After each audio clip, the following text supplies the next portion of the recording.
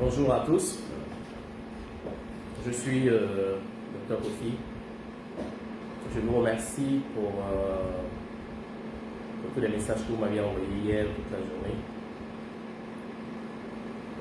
Nous étions au parquet concernant notre affaire et nous avions quitté très tard, sur le coup de 21h30 par là, sur 21h30, 22h.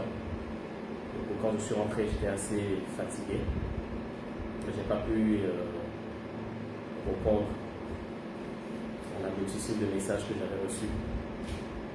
Donc je juge utile actuellement de faire une vidéo qui permettra de toucher tout un chacun, tous ceux qui suivent ce problème-là de près. Effectivement, il y a un communiqué de la CIB qui est sorti, dans lequel j'ai lu vaguement qu'ils avaient porté plainte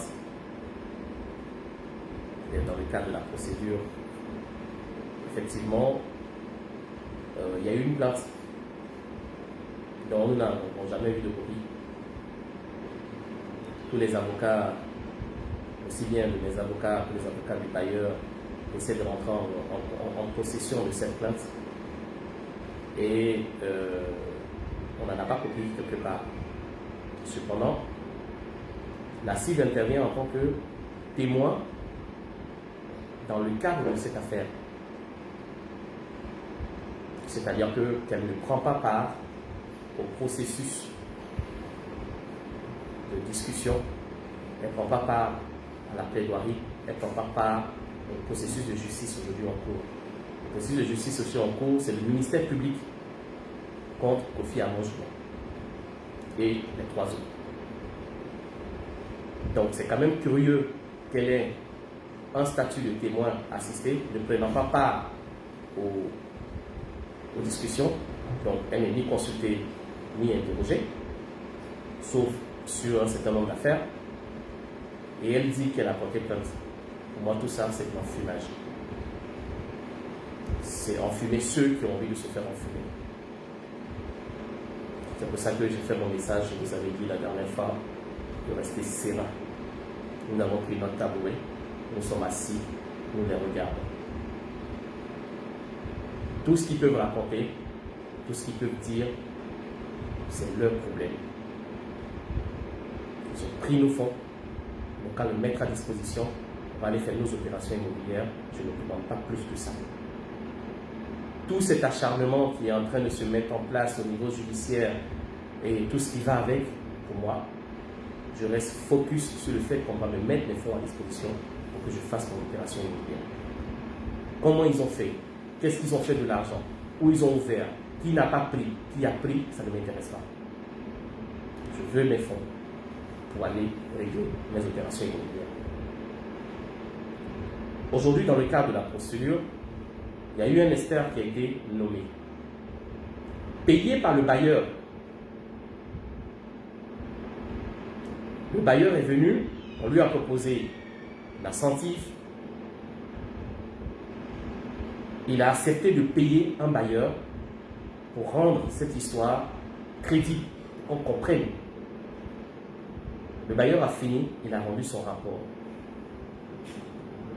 Moi, je vais être bec et discipliné. Dans le rapport du bailleur, c'est écrit noir sur blanc que les suites que nous avions transférés sont des suites authentiques. Que les fonds sont partis dans une agence CIB à l'avenue Nogues.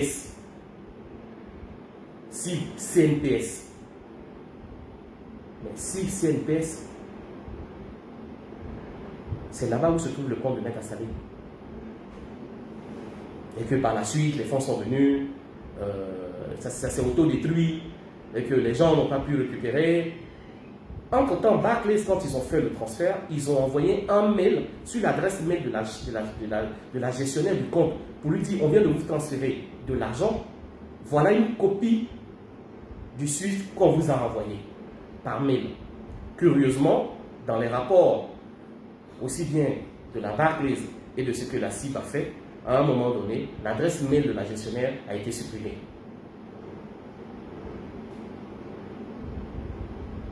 Barclays est rentré en relation avec la cible.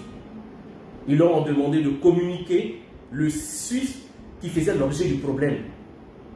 Alors là, vous imaginez que les documents qui ont été transférés à Barclays, il a fait ses observations et il a remis à ses avocats du bailleur qui étaient hier encore avec nous dans la procédure, qui ont montré que des éléments ont été omis sur les SWIFT de réclamation et la banque les a rappelés en disant le SWIFT que nous avions transféré était authentique, donc SIB n'a qu'à renvoyer le vrai SWIFT pour qu'eux puissent se répondre là-dessus.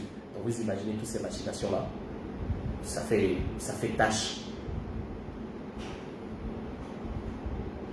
Je pense que je suis un peu fatigué pour la journée. J'aimerais tous vous rassurer que je vais bien. La procédure en cours,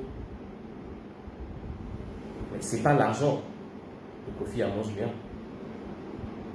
C'est l'argent d'un bailleur pour un projet immobilier qui n'hésite pas à faire venir ses avocats pour venir parler.